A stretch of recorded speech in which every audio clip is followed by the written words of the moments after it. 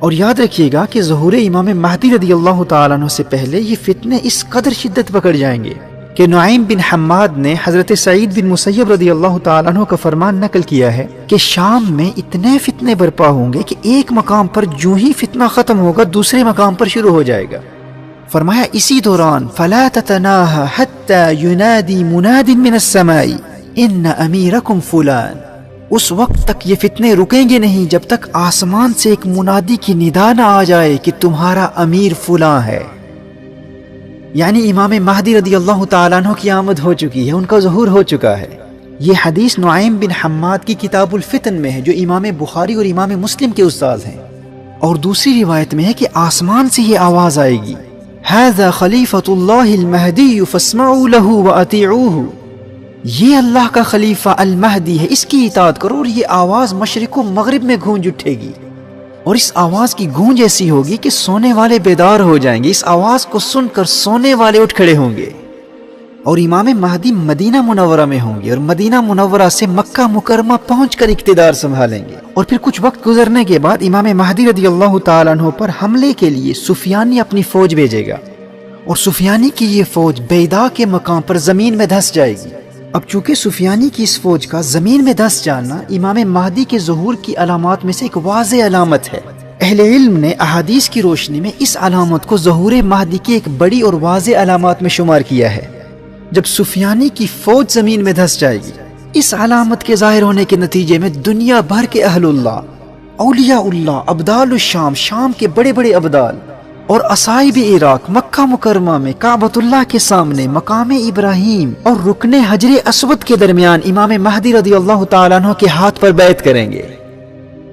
اور حضرت عبداللہ ابن عباس رضی اللہ تعالیٰ عنہما کی روایت کی روشنی میں اصحاب کہف بھی امام مہدی رضی اللہ تعالیٰ عنہ کے مددگاروں میں شمولیت کے لیے آ جائیں گے۔ اور امام بدر الدین عینی علیہ رحمہ نے عمدۃ القاری صحیح بخاری کی شرح میں اپنی تحقیق کی روشنی میں اس حدیث کی سند کو مرفوع لکھا ہے۔ اور آگے چل کر دجالی فتنوں کے مقابلوں کی تیاری کے حوالے سے میں کلام کروں گا کہ کس طرح ہم اپنے آپ کو تیار کر سکتے ہیں۔ اگر ہم اس وقت زندہ ہوئے یا ہماری اولادیں اس وقت موجود ہوں تو دجالی فتنوں سے بچنے کے حوالے سے ہماری حفاظت کے لیے روحانی اور مسنون طریقے کیا ہیں۔ اس ضمن میں سورۃ الکہف کی اہمیت اور سورۃ الکہف اور اصحاب کہف کا جو آپس میں باہمی ربط ہے، اس پر انشاءاللہ آگے چل کر تفصیل سے کلام کروں گا۔ تو میں امام مہدی رضی اللہ تعالیٰ عنہ کے ظہور سے پہلے کی اور بعد کی چند بڑی واضح علامات پر کلام کر رہا تھا۔ اسی طرح منصور جو کہ اہل بیت میں سے ہوں گے اور ان کا لقب الحارث ہوگا، اور اہل علم کے نزدیک یہ منصور امام مہدی رضی اللہ تعالیٰ عنہ کے بھائی یا چچا زاد ہوں گے، اور ان کی دائیں ہتھیلی پر ایک سیاہ تل ہوگا،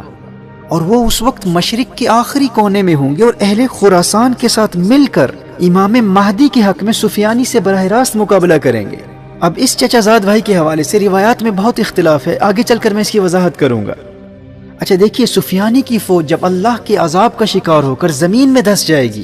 اس کے بعد کے زمانے میں جب اہل اللہ امام مہدی کے ہاتھ پر بیعت کر چکے ہوں گے اور عام مسلمان بھی امام مہدی رضی اللہ تعالیٰ عنہ کے ہاتھ پر بیعت ہو چکے ہوں گے، پھر وہ وقت آئے گا جب امام مہدی رضی اللہ تعالیٰ عنہ سفیانی سے جنگ کے لیے روانہ ہو کر حد شام تک سفر کریں گے، اور سفیانی کو گرفتار کر کے امام مہدی رضی اللہ تعالیٰ عنہ کی بارگاہ میں لایا جائے گا، اور امام مہدی رضی اللہ تعالیٰ عنہ سفیانی کو قتل کریں گے، اور یہاں امام مہدی رضی اللہ تعالیٰ عنہ کے ذریعے سفیانی کی تباہ کاریوں، فسادات اور ظلم و ستم کا سلسلہ ختم ہو جائے گا۔ اور پھر دنیا یہ نظارہ بھی دیکھے گی کہ زمین اپنے جگر کے ٹکڑے سونے کے ستونوں کی طرح ظاہر کرے گی۔ کعبۃ اللہ میں جو خزانہ مدفون ہے، امام مہدی رضی اللہ تعالیٰ عنہ اسے نکال کر فی سبیل اللہ تقسیم کریں گے۔ امام مہدی کثرت سے لوگوں میں سونا اور چاندی تقسیم کریں گے، اور لوگ اس قدر دولت مند ہو جائیں گے کہ کسی کو کسی چیز کی حاجت نہیں ہوگی۔ عوام میں استغنا اور بے نیازی اور زمین کی برکات کا عالم یہ ہوگا کہ خشک لکڑی خشک زمین میں بوئی جائے گی تو وہ سبز ٹہنی بن کر پتوں سمیت نمودار ہوگی، اور مال و دولت کی کثرت و فراوانی اور مسلم دنیا کی اکانومی کی عروج کا عالم یہ ہوگا کہ زندہ لوگوں کی یہ تمنا ہوگی کہ کاش وہ لوگ جو تنگی کے زمانے میں دنیا سے چل بسے آج وہ زندہ ہوتے اور اس منظر کو دیکھ لیتے۔ اللہ اکبر۔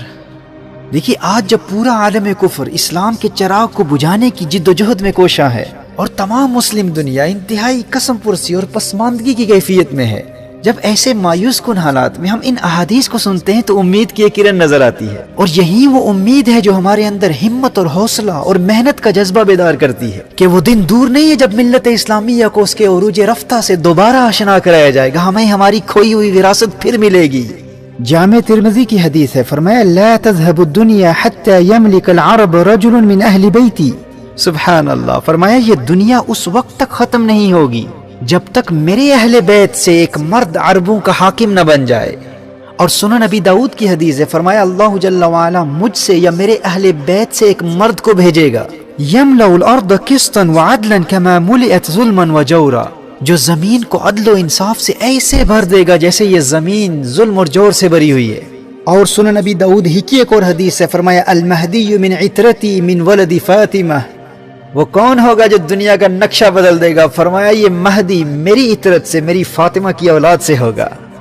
سبحان اللہ، یاد رکھنا وہ مرد مجاہد جو آج کے اس مفلسی، غربت، قسم پرسی، پسماندگی اور ظلم و ستم کے زمانے کو عدل و انصاف، امن و آشتی، محبت و رواداری، دولت اور خوشحالی کے زمانے میں بدل دے گا، وہ کون ہوگا؟ وہ فاطمہ تو زہرا کی اولاد میں سے ہوگا، اس کی رگوں میں میرے آقا کا خون دوڑ رہا ہوگا۔ اور امام برزنجی نے الاشاع لاشراط الساعہ میں لکھا ہے کہ یہ وہ دور ہوگا جب آل محمد سے بغض رکھنے والے دنیا سے مٹ جائیں گے، تمام مخلوق اس زمانے میں آل محمد سے محبت کرنے والی ہوگی۔ اچھا، امام مہدی کے دور حکومت میں جو امن و خوشحالی کا دور ہوگا، مال و دولت کا دور ہوگا، جب مسلم دنیا کی اکانومی اپنے عروج پر ہوگی، جس میں وہ کثرت سے سونا اور چاندی تقسیم کریں گے، یہ خوشحالی کا زمانہ انہی 7 سالوں میں ہوگا جو الملحمۃ الکبریٰ سے پہلے ہوں گے، یعنی یہ وقت اس سب سے بڑی عالمی جنگ، اس آرمیگیڈن سے پہلے آئے گا۔ اور اس الملحمۃ الکبریٰ کے بعد کے زمانے میں امام مہدی رضی اللہ تعالیٰ عنہ قسطنطنیہ بھی فتح کریں گے اور روم کو بھی فتح کریں گے، اور فتح روم اور قسطنطنیہ کی فتح تک دجال کا خروج نہیں ہوگا، یعنی الملحمۃ الکبریٰ سے چند سال گزرنے کے بعد قسطنطنیہ اور روم فتح ہوگا، اس کے بعد پھر دجال کا خروج ہوگا۔